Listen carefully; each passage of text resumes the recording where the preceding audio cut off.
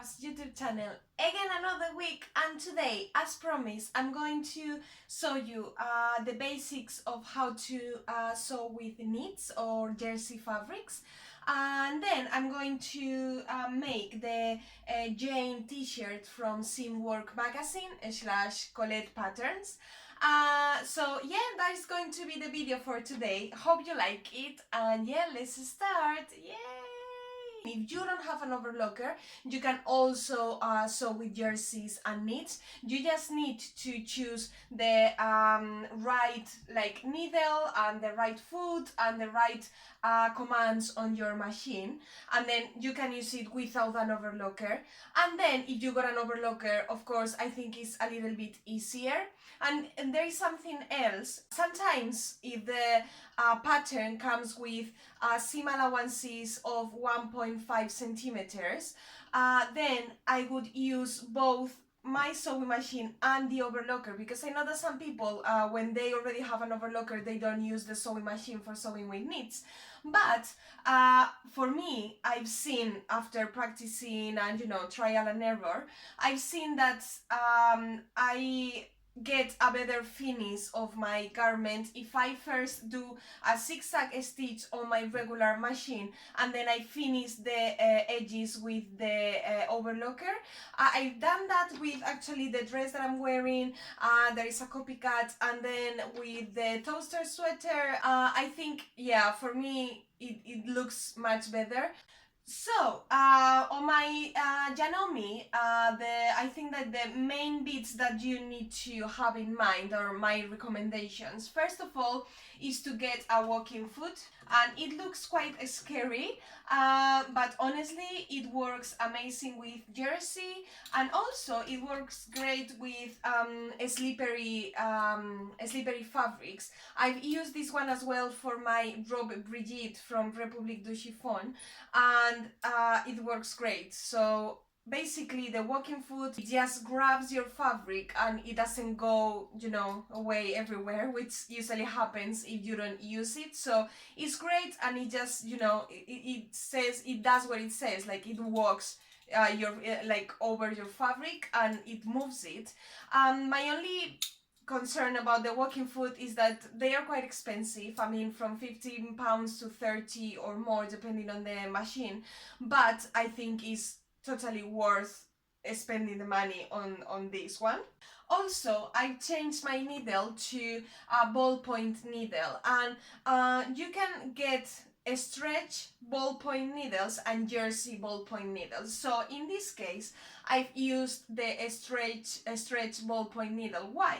Because the stretch one is great for really elastic fabrics, like with a massive amount of stretch. So this one, it feels like it's a bamboo jersey fabric I bought at Ray Stitch. I showed it to you, I think, a couple of videos ago, and it's so soft and amazing, but it's really stretchy. So that's why I need to use my stretch ballpoint needle. If you are using a jersey that it has more weight or it doesn't have as much stretch, I would go for the normal jersey ballpoint needles. Another one that you can get is the double needle, which is this one, that you can use to finish the hems on the sleeves, to finish the hem of the t-shirt or whatever garment you are making, and also for the neckline. I think it gives a really professional finish. Then there are also a few things that you can do on your regular machine to work with jerseys. I usually go for the number 7, which is the zigzag stitch. And why do you use a zigzag stitch? Because then when the fabric stretches, then the thread isn't going to break as it would do with the normal straight stitch. So I usually go for the number 7 on my Janomi. I don't know in other machines if it would be the same. I don't think so, but on mine is the zigzag, normal zigzag. And then I go down the width to 2.5, and then also I go to one length for the length to be 1. On the Janomi, and I'm sure that on lots of machines, you've got here the tension presser foot dial. So what I do is, usually it's on number 4, which is like the regular one. What I usually do is go to number 1 or 2, because then you're not pressing so much, the foot is not pressing so much the fabric, and when you are working with a slippery or stretchy fabrics, you don't want that pressure, because then it would, how do you say that in English? It would crease all your fabric and create horrible things like these small ones. Hopefully you can see, I was trying and testing at the beginning, so you get those kind of things with all your threads together, and you don't want that. So I usually go to 2 or 1. In this case I've tried and it would be 2 the best. There is another bit that that you can change on your machine, and is the tension of the thread.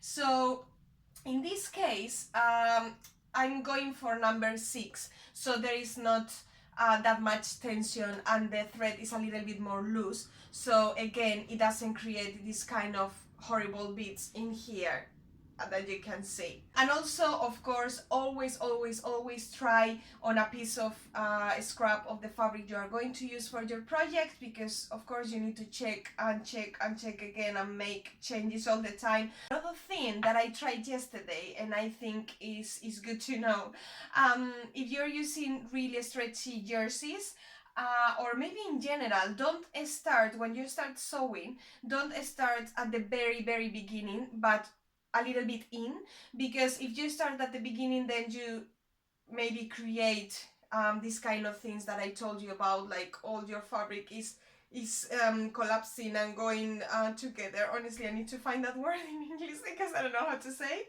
And then on my overlocker, I've got the brother. I tested it yesterday and it went quite well. So first of all, I would say that you need proper overlocker needles. Some people change them between projects because they say that it gives you better results. I would do that, but I think it's time and money, and I just try to keep working with the same needles every time. Also, the tension thread, you've got the 4 wheels. I usually for knits do between 3 and 4, something like that, but also always testing on a piece of fabric, because you never know. I mean, this is trial and error. You need to make sure that your machine is perfectly, you know, set up for you and for your project and for the type of machine as well. There's something I did yesterday, which is I lowered my blade on the overlocker, so I'm not actually using the blade, it's not moving while I sew, and it's the first time that I do it. Maybe this is a huge mistake, I'm not sure, so if you think it is, please let me know. But yesterday, because I was checking the pattern and it says 1 centimeter allowance, I don't want to actually cut anything from the actual fabric. I don't want to cut the side, so when joining the seams, so I was thinking, why then am I using the blade, because you know I don't need it. So I lowered the blade. There is like a command on the left of the machine to lower the blade, or not lower it but not using it, and it came out much better, and I was just like, okay, I think I'm going to do that for other projects. So I don't know, let me know if you did that maybe at some point and it worked for you, or if you have ever done it. There is the differential feed also on the left of the machine, which I'm putting between 0.7 and 1.0, and I did that checking on my instructions of the overlocker, which is something I do a lot, because honestly lots of times the answers are there on the instructions. And also the stitch width, I'm keeping 5 millimeters, and then the length 2.5 and 3, between 2.5 and 3. I think that's okay, because I checked it yesterday, and because the seams are 1 centimeter, I think is fine. And also, I just wanted to give you 2 little tips that I've got written down here. One is use your rotary cutter. If you don't have one, get one to cut jersey and also very slippery fabrics. I think it's great. You just need a cutting mat underneath. You put your fabric, you put your pattern pieces, and then you cut. Here is my rotary cutter. It's from Olfa, which I think is a very popular brand. It says it's Japanese. I didn't know that. So yeah, you've got the blade in here, and you do like this, you push, and then you cut. and it's great, and it's much better than using your scissors. And for example, in my case, I'm really bad at cutting in general, I have to admit, so this one is great. And also there is something else I actually discovered while sewing and making the toaster sweater, I think. No, it was the Astoria top. So what happened to me is that when I cut the notches on the pieces before I started sewing, you know that the notches go to the inside of the fabric. So sometimes when you cut the notches, you go a little bit further, you know.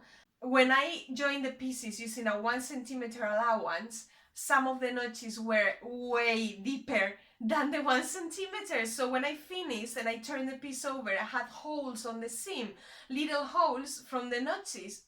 And I was like, no way. So I was thinking, okay, next time what I'm going to do is do the notches to the outside or make them much smaller. So I don't know, that's just a tip. Maybe it happened to you, but it has happened to me quite a few times. So guys, this is it for how to set up your machines for sewing with jersey. And I have to say that lots of these tips come from the lovely Rach Wayne. She's an amazing seamstress here in the UK. She's a sewing blogger, and she has an amazing blog as well. I'm going to leave the link below. And I learned most of these tips from the post that she posted some time ago for the Moneta party, when, you know, everybody was making the Moneta dress. And I think, yeah, the tips are amazing. So apart from checking my video, I have to of course say that lots of these tips I learned from her, and then I tried them myself, and I think they work. And yeah guys, that's it. I'm going to start sewing now, and yeah, hope you like it. And I think I'm going to do fast forward video of me making the garment, which I think is going to be much more fun than me stopping every few minutes to say silly things. And then I will show you at the end like the final piece, like the t-shirts. So yeah guys, I will see you when I finish. Bye.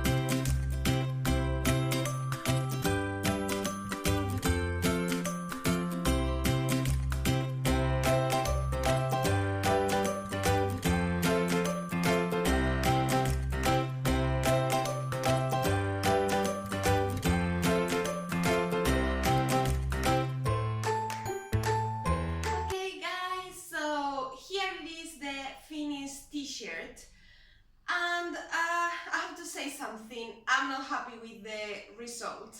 I was even thinking about not showing you the t-shirt, but then I thought it was a good idea to show you that even when you follow all the rules and all the tips, and you have been practicing with knits for quite a long time, or you always can make mistakes, and some of the projects don't come out the way you want it.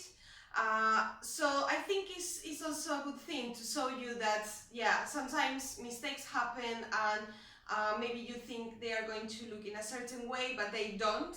So in this case, my main problem has been the fabric.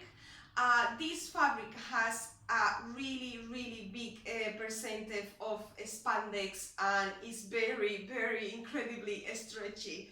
So I think that's been the main problem. Maybe you don't see it from there, or maybe you see it and you're just like, oh, I think it looks okay.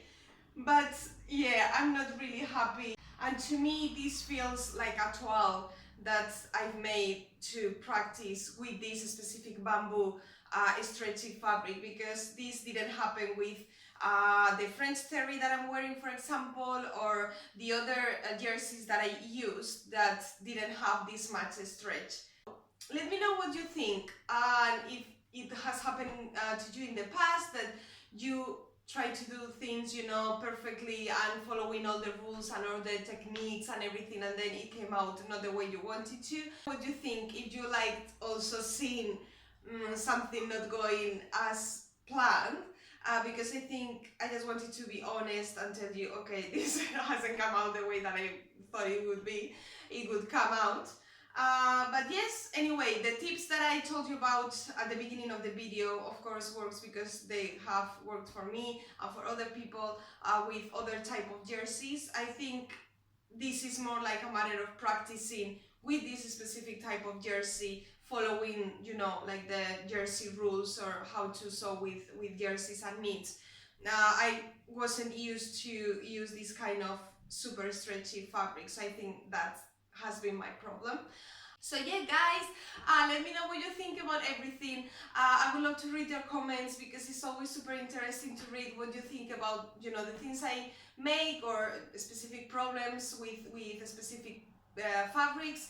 And yeah, let me know what you think. Give me a thumbs up if you like the video, and yeah, comment below, subscribe if you haven't already. And as I told you before at the beginning of the video, there won't be a new one next week because I'm away for a few days, but there will be another one for the week after. I need to think which one could I do. I'm not sure yet. Maybe I will do another jersey just to show you that I can do this t-shirt better. But yeah, guys, see you very soon, and thanks for watching. Bye.